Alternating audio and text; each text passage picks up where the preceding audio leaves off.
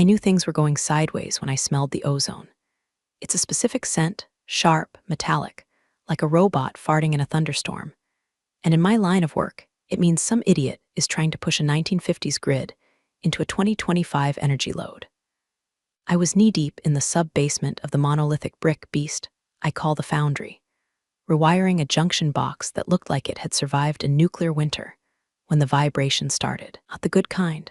This was the bass-heavy thrum of terrible EDM music vibrating through the cast-iron pipes, shaking the rust loose and dusting my coffee with tetanus.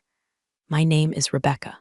On paper, I'm the owner and principal operator of a sprawling, retrofitted industrial complex in the gritty heart of the district. To the city, I'm a tax bracket. To the utility companies, I'm a lethal headache who knows more about amperage than their senior engineers. But to the tenants, usually keep that vague. I like the shadows. I like the grease. I like knowing that when a breaker trips, I'm the one holding the screwdriver, not some helpless suit waiting for a service call. Quick side note before I get into the carnage. If you guys enjoy listening arrogant tech bros get dismantled by industrial machinery and contract law, maybe smash subscribe button or drop a like. It keeps the caffeine flowing and the rage focused. All right, back to the grime. So there I was, wiping grease off my forehead with a rag that was 90% oil and 10% regret, when I heard the freight elevator ding. This elevator is older than my ex-husband's excuses. It groans. It complains. It shouldn't be used for anything other than hauling pallets of solar inverters. But out steps him. Let's call him Jason. Jason looked like he was manufactured in a lab funded by Daddy's hedge fund. Was wearing a t-shirt that cost more than my first car, distressed jeans that looked like they'd lost a fight with a lawnmower, and pristine white sneakers that had never touched actual dirt.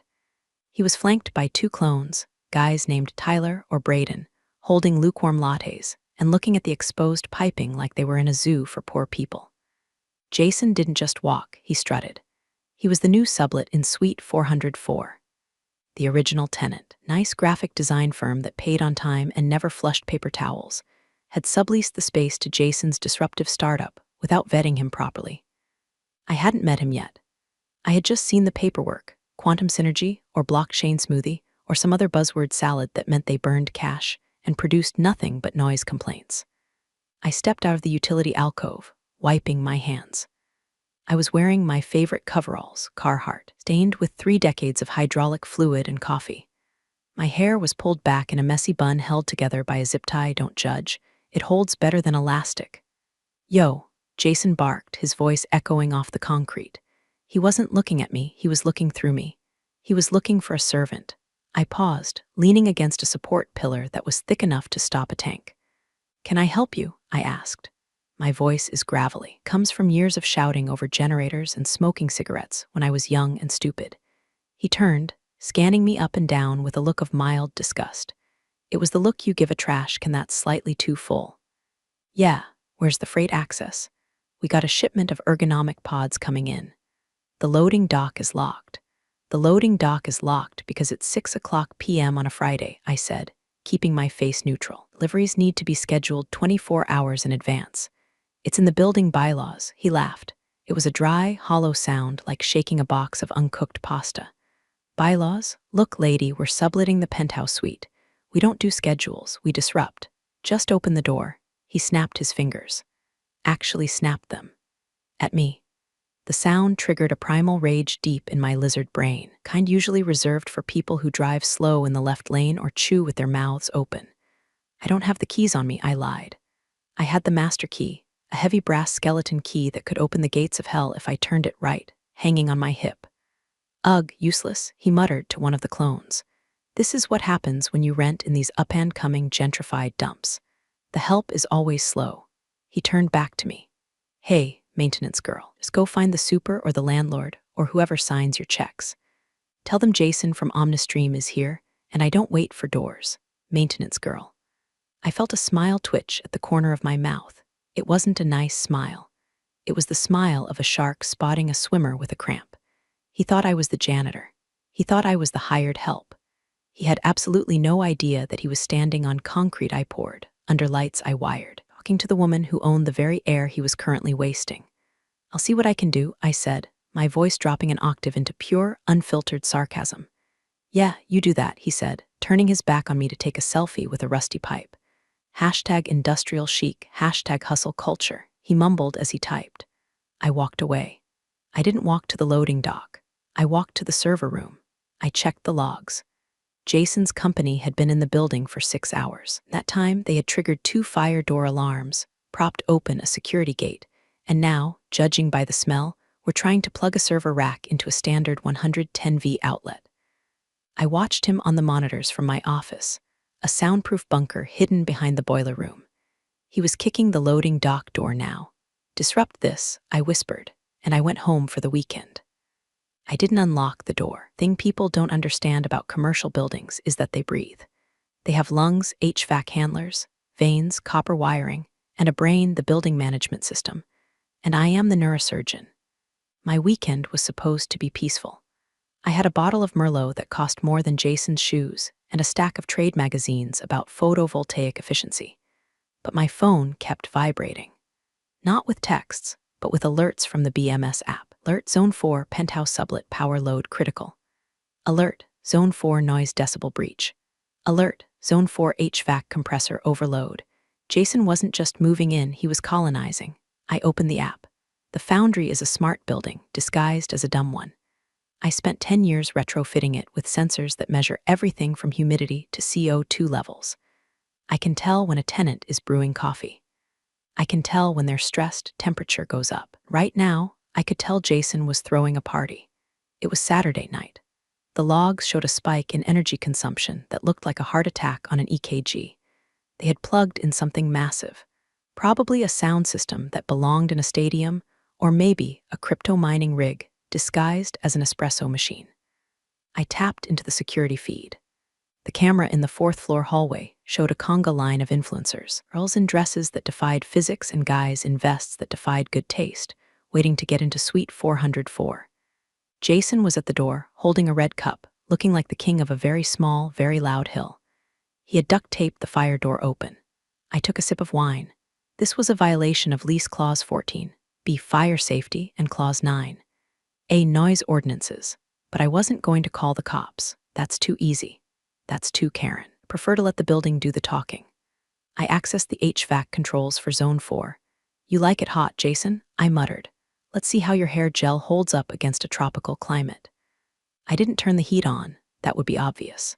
Instead, I disabled the cooling compressors for his zone and adjusted the humidity set point to Amazon rainforest. In a room packed with 50 bodies dancing and drinking, the temperature would naturally rise. Without the AC to strip the moisture, it would become a swamp within 20 minutes. I watched on the monitor. It was subtle at first. People stopped jumping. Then the fanning started. Expensive menus were waved in front of sweaty faces. Jason was running around, yelling at a thermostat on the wall. He was jamming his finger into the plastic casing like it owed him money. Joke's on him. That thermostat is a dummy unit. Installed it purely for the psychological comfort of tenants who think they have control. Real control happens on my iPad, 3 miles away while I'm wearing fuzzy socks. My phone rang. It was the emergency maintenance line. I let it go to voicemail. 10 minutes later, a voicemail popped up. It was Jason. Yeah, this is Jason from Omnistream. The AC is broken. We're dying up here. Fix it. Now. It smells like a locker room. This is unacceptable service for the rent we're paying. Technically, he wasn't paying me rent. He was paying the subleaser who was paying me. And the subleaser, a nice woman named Sarah, was currently in Bali and not answering her phone. I didn't call him back. I just watched. The party thinned out. The beautiful people don't like to sweat. They started drifting toward the exit, their makeup melting, their enthusiasm wilting like lettuce in a sauna.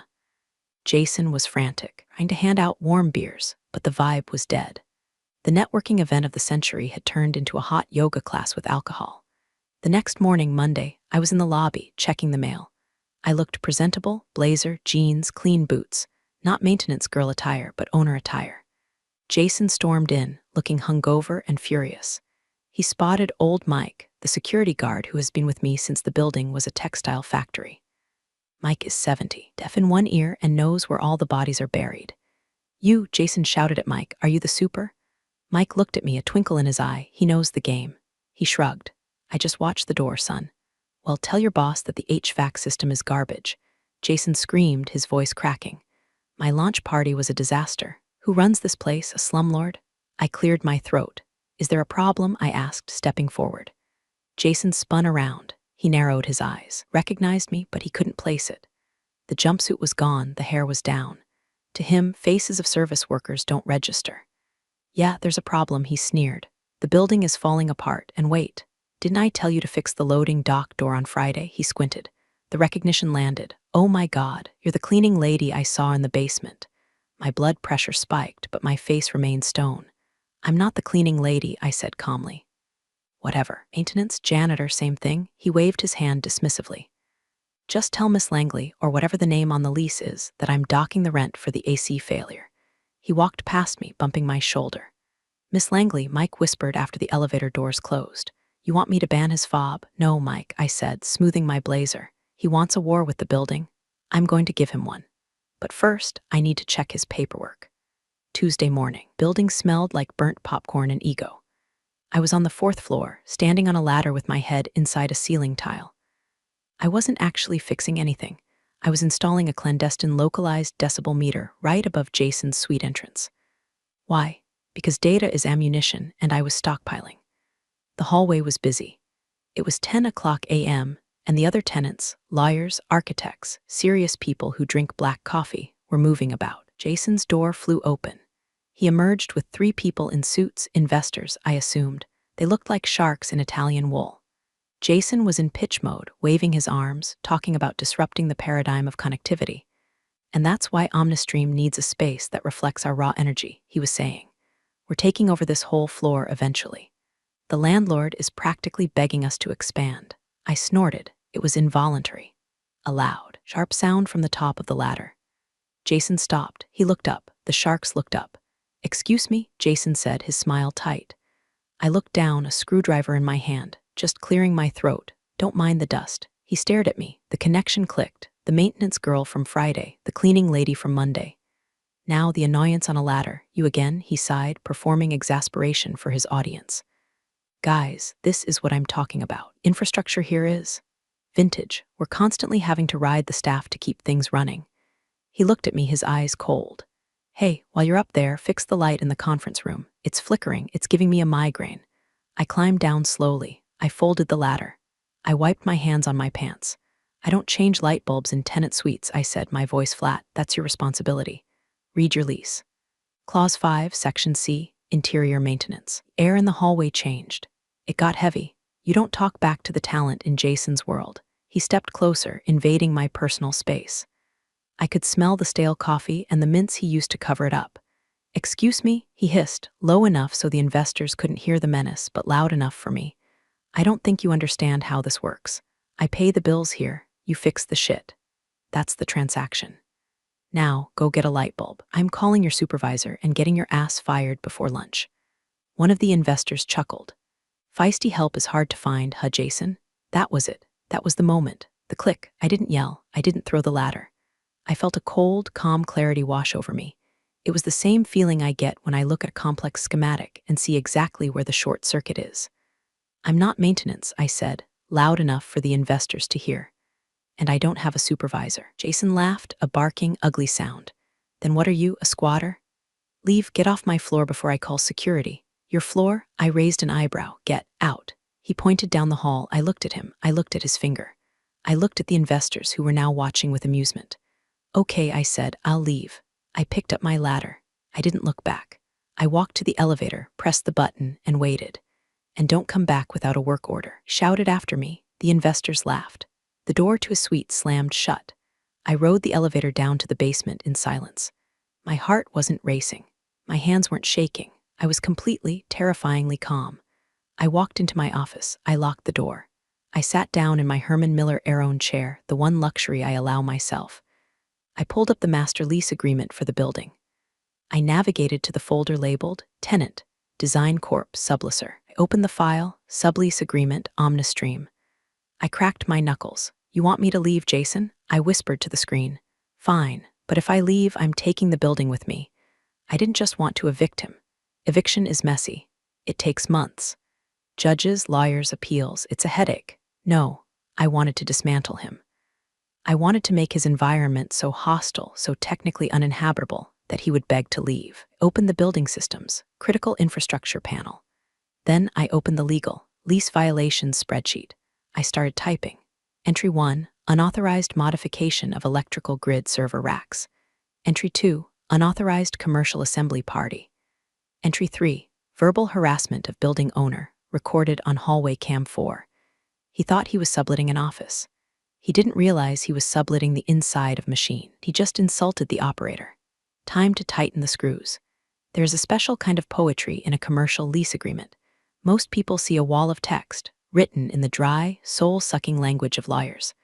I see a weapon. I see a schematic of trapdoors and tripwires, waiting for a moron to step on them. I spent Wednesday turning my office into a war room. The walls were covered in blueprints, but my desk was covered in paper. I dug out the original master lease for the graphic design firm that sublet to Jason. They were good tenants, quiet, respectful, paid in autodraft. But in their haste to move their operations to a cheaper hub in Austin, they had been sloppy with the sublease rider. I found it on page 42, paragraph 7, the permitted use clause. The premises shall be used solely for general office administration and graphic design work. Any use involving heavy machinery, high-density data processing, commercial event hosting, or manufacturing requires prior written consent from the landlord. I leaned back, lighting a cigarette. I know, smoking indoors is illegal. I own the building. I turned off the smoke detector in my office. Sue me. Jason wasn't doing general office administration. Based on the power draw I was seeing on the monitors, he was running a crypto mining farm or hosting a server for a massive app. Amperage spikes were consistent with high-load GPU processing. That's not office work. That's industrial data processing. And then there were the mixers. My phone pinged. It was an email from the tenant below Jason, a patent law firm. Subject, Elephant Stampede. Message, Rebecca, is there a bowling alley being installed upstairs? The ceiling tiles are shaking dust onto our briefs. Please advise. I checked the security feed. Jason was on the roof. Roof of the foundry is not a terrace. It is a membrane roof covered in gravel, housing 4 massive HVAC chiller units, a nest of solar inverters, and enough pigeon crap to fertilize a farm. It is a strictly authorized personnel-only zone. Jason had dragged a keg up there, and a DJ booth. He was hosting a rooftop VC mixer. I watched the feed. He was leaning against chiller unit #3 like it was a bar counter. Chiller unit #3 is a high-voltage beast that vibrates with enough torque to take your arm off if you touch the wrong belt. And he was balancing a martini on it. Unbelievable, I whispered. I didn't storm up there. That's what he wanted. He wanted the confrontation. He wanted to call me a Karen in front of his friends. Instead, I pulled up the camera logs. I saved the clip of him and his buddies trespassing on a hazardous roof zone. Then I pulled up the utility logs. I cross-referenced the time of his mixer with the energy spike. Then I pulled up the municipal zoning codes. The roof was not zoned for assembly. If the fire marshal saw this, he would fine the building $10,000. But I wasn't going to call the fire marshal. I was going to use the fine as leverage. I started drafting the notice to cure. In the legal world, this is the warning shot. It says, you are breaking the rules. Fix it or die. But I needed more. Needed to know exactly what he was hiding in that server room. The power draw was too high for just a startup. I waited until 2:00 a.m. The building was empty. The mixers had ended. The janitorial staff had come and gone. I put on my soft-soled boots. I took my master key. I went up to the 4th floor. The hallway was silent, smelling of stale vape smoke. I unlocked the door to suite 404. It was worse than I thought. The office was a disaster. Beanbag chairs everywhere. Empty pizza boxes stacked like Jenga towers. But in the back, where the conference room used to be, the door was modified with a keypad lock. I didn't have the code, but I didn't need it. I popped the ceiling tile in the hallway, climbed up into the plenum space, and crawled over the wall. I looked down through the grid. It wasn't just servers. It was a render farm. Rows and rows of high-end GPUs whirring away in the dark, bathed in red LED light. They were hot. I could feel the heat rising through the tiles. He had tapped into the building's 220V line illegally. I saw the splice, a messy amateur job wrapped in electrical tape that was already melting. He was stealing power, and he was creating a fire hazard that could burn my building to the ground. I took photos, high-resolution, low-light photos. I shimmied back out, replaced the tile, and dusted myself off. Game over. Chad, I whispered. I went back to my office. I didn't send the notice to cure. I drafted a new document, notice of sublease termination pending structural review, but legal notices are boring. Jason doesn't read. He needs a physical reminder of who holds the leash. I looked at the BMS screen. The rooftop unit chiller #3, the one he was leaning on earlier, controls the cooling for the 4th floor. I hovered my mouse over the manual override button. Let's see how well those servers run without cooling, I grinned. Thursday started with a heat wave. Not a meteorological one. It was a pleasant 72 degrees in Ohio, but a localized, tactical heat wave centered entirely on Suite 404. I had disabled the cooling loop for the 4th floor at 4:00 a.m. By 9:00 a.m., the sun hitting the brick exterior turned the suite into a slow cooker. Electronics generate heat. Bodies generate heat. Jason's illegal server farm was generating enough BTUs to heat a small village. I sat in my office, watching the temperature sensors climb. Zone 4 current temp, 78 degrees F.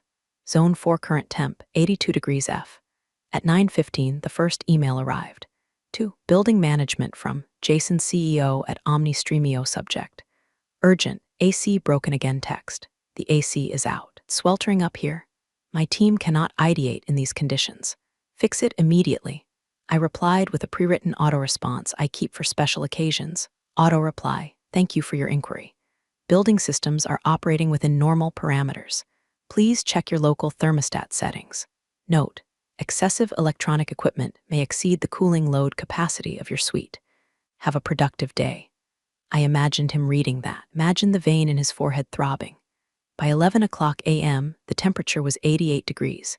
I decided to escalate. The building runs on a smart water pressure system. I can control the flow rate to specific sectors to balance the load during peak hours, or, in this case, to simulate a drought. I throttled the water pressure to the 4th floor kitchenette and bathrooms to 10%, just enough to trickle, just enough to be maddening. I watched on the hallway cam. One of the Brents, or maybe a Kyle, walked into the bathroom. He came out 2 minutes later, looking confused and shaking his wet hands because the air dryer was also, tragically, disabled at the breaker panel. Jason stormed out of his office. He was wearing a tank top now. Professionalism had dissolved along with his antiperspirant. Why is there no water? He screamed at the ceiling. He marched to the elevator. I knew where he was going. He was coming to the lobby to yell at Mike. I called Mike on the radio. Mike, incoming Boji, code red. He's going to be hot and irrational. Copy that, Miss Langley, Mike wheezed. I'll put on my listening face. I switched the monitor to the lobby cam. Jason exploded out of the elevator. He looked damp. Hey, you, security. Mike looked up from his crossword puzzle. Help you, son? Everything is broken. The AC, the water, the internet is lagging. What kind of third world operation is this? Ah, the internet. I had almost forgotten. I tabbed over to the network switch controls. I didn't cut his internet, that would be too obvious. Instead, I set up a packet loss rule. Every 10th packet of data sent or received would just vanish. It's the digital equivalent of a stutter. Websites load, then freeze. Zoom calls disconnect for 3 seconds, then reconnect. It is psychological torture. Makes you question your sanity. I can't stream my pitch deck. Jason was yelling at Mike. Weather's nice, though, Mike offered helpfully. I don't care about the weather. Where's the landlord? I want to speak to the owner right now. Owner's out of town, Mike lied effortlessly. Big conference. In, Iceland. Jason kicked the front desk. This is a breach of contract. I'm suing. I took a bite of a bagel. Go ahead, sue the subleaser, I thought. See how that goes. Jason pulled out his phone. He was dialing someone. Mom? Yeah, it's me. No, the office is a disaster. It's like a sweatshop. Can you talk to Dad's lawyer? Yeah, no, I need you to send more money for a coworking pass. We can't stay here. He was cracking, but he wasn't leaving. Not yet. He had a launch demo scheduled for Friday, tomorrow. The investors were coming. The press, or what passed for press in his circle, mostly TikTok bloggers, were coming. Couldn't move the venue. He was trapped. I checked the logs. He had brought in portable AC units. I saw them on the camera, big, ugly plastic tubes sticking out of the windows. He was trying to fight the building. Cute. Portable ACs draw a lot of power, and his server farm was already pushing the amperage to the limit. I did the math. Servers plus portable ACs plus sound system for the launch was going to exceed the 200 amp breaker capacity for his panel. I didn't need to do anything else. Physics was about to take the wheel, but just to be sure, I drafted the final document, the one I would hand him personally. The stage was set. Friday morning, D-Day, or, as I like to call it, the day Jason learns what a circuit breaker actually does. The lobby was buzzing. Caterers were wheeling in carts of overpriced hors d'oeuvres. Banner was being hung over the entrance. Omnistream, the future is now. The irony was thick enough to choke a horse. The future was currently being powered by extension cords daisy-chained across the floor because I hadn't reset the outlets in the conference room. I was in my office, printing. The printer hummed, a reliable, soothing sound. Document 1, Notice of Immediate Lease Revocation. Document 2, Evidence of Code Violations, Photos of the Server Farm. Document 3, Cease and Desist Order Regarding Unauthorized Electrical Modifications. Document 4, Invoice for Damages, $14,500. I placed them in a crisp, cream-colored envelope. I sealed it with a wax stamp. Okay, not really, but I licked it with extreme prejudice. I walked out to the lobby. Jason was there, directing the placement of a cardboard cutout of himself. He looked manic. His eyes were red. His hair was frizzy, thanks to the humidity, and he was vibrating with caffeine. Jason, I said. He spun around. He saw me, the maintenance girl, holding an envelope. Not now, he barked. Can't you see I'm busy? If the toilet is clogged, call a plumber. I don't have time for your incompetence today. This is for you, I said, extending the envelope. It's from the landlord. He snatched it from my hand without looking at me. Finally, probably an apology letter, or the check for the AC repairs I demanded. He tossed the envelope onto a pile of swag bags. I'll read it later. Go clean up the loading dock. My investors are arriving in an hour. He didn't open it. Perfect.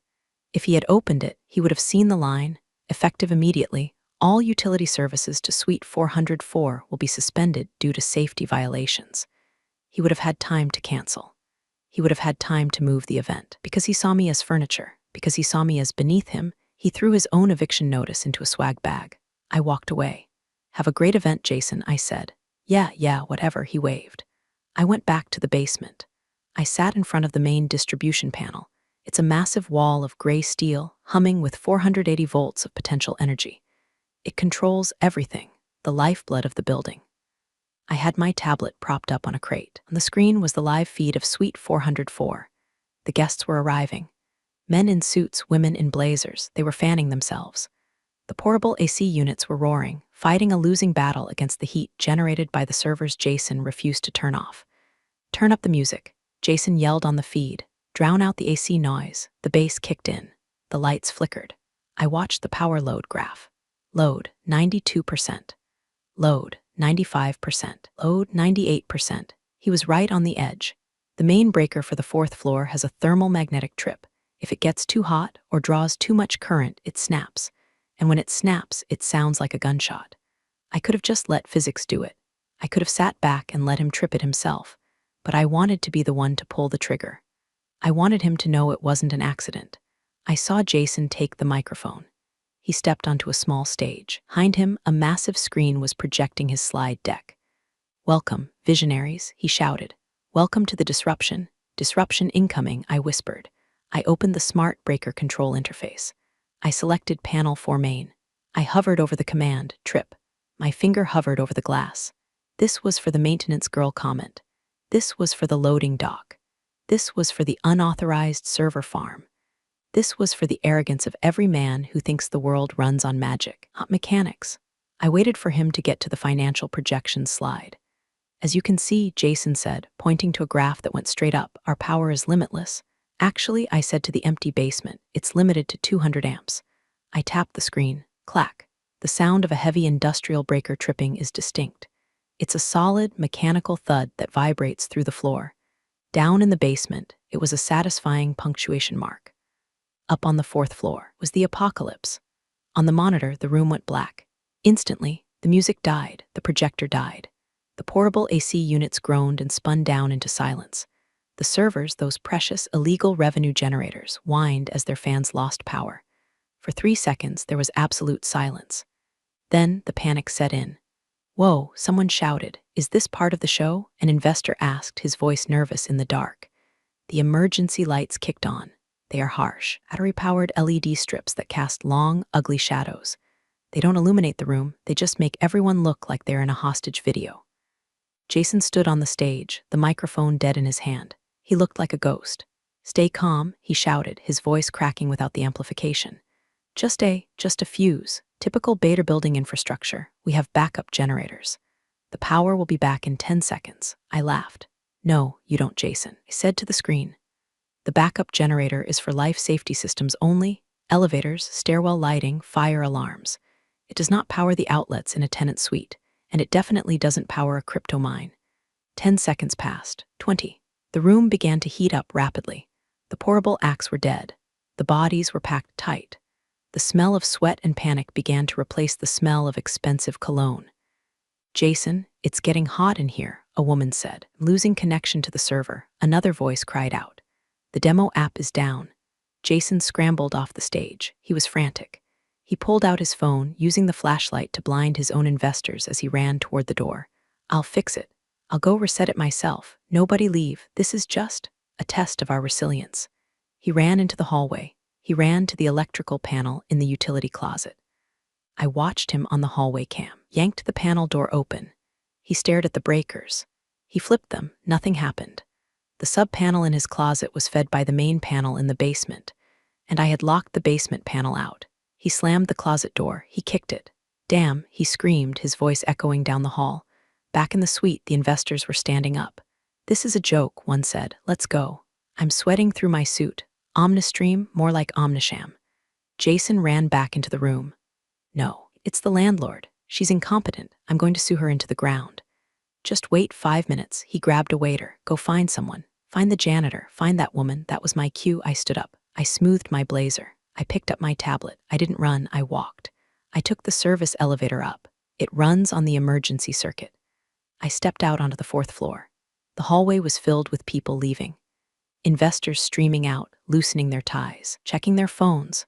I walked against the current. I looked like Moses parting the Red Sea of disappointed venture capitalists. I reached the door of Suite 404. Jason was standing there, drenched in sweat, illuminated by the harsh glare of the emergency light. He looked wild. He saw me. "You," he screamed. He lunged at me, pointing a finger in my face. "You did this? You tripped the breaker, you incompetent." He stopped. He looked at my face. Really looked at it. He looked at the tablet in my hand, which was displaying the live schematic of his suite's power load. He looked at the calmness in my eyes. "Where is the landlord?" he hissed. "Get her on the phone right now." I tapped the screen on my tablet. The emergency lights in the hallway flickered once. "Jason," I said, my voice cutting through the noise. "I think you should read the letter I gave you." "The letter?" He blinked, sweat dripping into his eye. "What are you talking about? Fix the lights?" "I can't fix the lights, Jason," I said calmly, "because I turned them off." The silence that followed was heavy. The few remaining investors near the door stopped. They turned to watch. This was more interesting than the slide deck. You turned them off," Jason stuttered. "You're the janitor, you can't." "I'm not the janitor," I stepped closer. "And I'm not the maintenance girl. My name is Rebecca Langley. I own this building. I own the copper wires you're melting, own the cooling units you're overloading, and I own the lease you just violated about 12 different ways." His jaw actually dropped. It was a cartoonish, physical reaction. You're the owner." "Surprise," I said deadpan, "but you were wearing coveralls. You were fixing the—" "I'm a hands-on owner," I interrupted. "Unlike you, I actually know how my business works." I held up the tablet. I swiped to the photos I had taken in the ceiling, photos of his illegal server farm. "This is a render farm, Jason, or maybe a crypto mine. I don't really care which. What I care about is that it's drawing 240 amps on a 200 amp circuit. It's a class of fire hazard. It's a violation of your sublease rider, Clause 7, regarding commercial use. And it's stealing electricity." I swiped again, the graph showing the power spike. "And this," I pointed to the red line, "is where you tried to run a nightclub on a system designed for a graphic design studio. You didn't just trip a breaker, you melted the subfeed." Jason looked at the tablet. He looked at the investors, who were now whispering. This is a misunderstanding," he stammered, his arrogance deflating like a punctured tire. "We were pivoting. We needed the compute power. I was going to pay for the upgrade." "You didn't ask for an upgrade," I said, yelled at the help, and treated my building like a dump. "Look, Rebecca." Miss Langley, he tried to smile. It was a ghastly sight. "We can work this out. I have funding. I can write a check right now. Just turn the power back on. These people, they need to see the demo." "There is no demo," I said, "and there is no lease." I pointed to the pile of swag bags in the corner, illuminated by the emergency strobe. The envelope I gave you, that's your eviction notice, effective immediately. For cause, safety violations, unauthorized modifications, and breach of contract. He looked at the swag pile. He looked back at me. You can't do that. I have rights. I have a sublease. Read the sublease, Jason, I said, my voice hard as steel. Clause 19. Landlord reserves the right to immediately terminate tenancy in the event of actions threatening the structural or systemic integrity of the property. You threatened my grid. You're done. One of the investors, a tall man with silver hair, stepped forward. Is this true? He asked Jason. You're running an illegal mine on a residential commercial lease? No, it's distributed computing. Jason lied. It's a fire hazard, I corrected. And as of 5 minutes ago, I revoked the certificate of occupancy for this suite. You are all technically trespassing in a condemned zone. The silver-haired man looked at Jason with pure disdain. Told us you own the infrastructure. I. Jason stammered. I'm out, the investor said. He walked past Jason without looking back. Don't call me. The others followed. It was a mass exodus. Jason stood alone in the dark, the emergency light buzzing overhead. He looked at me with pure hatred. You ruined me, he whispered. You petty, vindictive. I didn't ruin you, Jason, I said. I just fixed the glitch. The low doubt was pathetic. There's a specific sound to a failed startup moving out in the middle of the night. It's the sound of expensive office chairs bumping against doorframes and hushed arguments about whose dad is going to pay for the U-Haul. I stood by the loading dock, the one I had finally unlocked, smoking a cigarette. Jason was carrying a box of monitors. He looked smaller. The strut was gone. His shoes were scuffed. He walked past me. He didn't say a word. He didn't look me in the eye. Careful with that, I called out, exhaling a plume of smoke. Don't trip. He stiffened, but he kept walking. I had given him 24 hours to vacate before I changed the locks. He tried to threaten legal action, of course. His lawyer, who I suspect was just a frat brother with a podcast, sent me a cease and desist. I replied with a PDF of the melted wiring photos and a quote from my electrician for the repairs, $18,000. Legal threats stopped. The check for the damages arrived the next day. It was from his mother. I watched the truck pull away. The tail lights faded into the city smog. The building side, I swear I could feel the foundry relax. The voltage stabilized. The harmonics in the pipes smoothed out. The cancer was gone. I walked back inside. The lobby was quiet. Old Mike was asleep at the desk. I took the elevator up to the 4th floor. It was empty. Omnistream decal was peeled off the glass door, leaving a sticky residue. I walked into the dark suite. It still smelled faintly of nervous sweat and ozone. I went to the thermostat, the dummy one on the wall. I patted it affectionately. Then I pulled out my phone and opened the BMS app. Zone for status, vacant. System mode, eco-idle. I tapped a button. The lights in the suite softly illuminated at 20% brightness. The AC hummed to life, a gentle, steady purr, setting the room to a crisp, dry 72 degrees. The systems were balanced. The load was nominal. I walked to the window and looked out at the city. Some people think being a landlord is just collecting checks. They don't understand. It's about maintaining the ecosystem. It's about protecting the machine from the ghosts in the wires and the idiots in the distressed jeans. I pulled a mini bottle of whiskey from my pocket, a souvenir from a tenant's holiday basket. I cracked it open. Here's to maintenance, I whispered. I drank it in one shot. Then I turned off the lights, locked the door, and went downstairs to fix a leaky valve in the basement. Because unlike Jason, I actually have work to do. Office life teaches us one thing over and over: people reveal themselves eventually. This story just happened to catch that moment on record. Thanks for listening. See you again soon.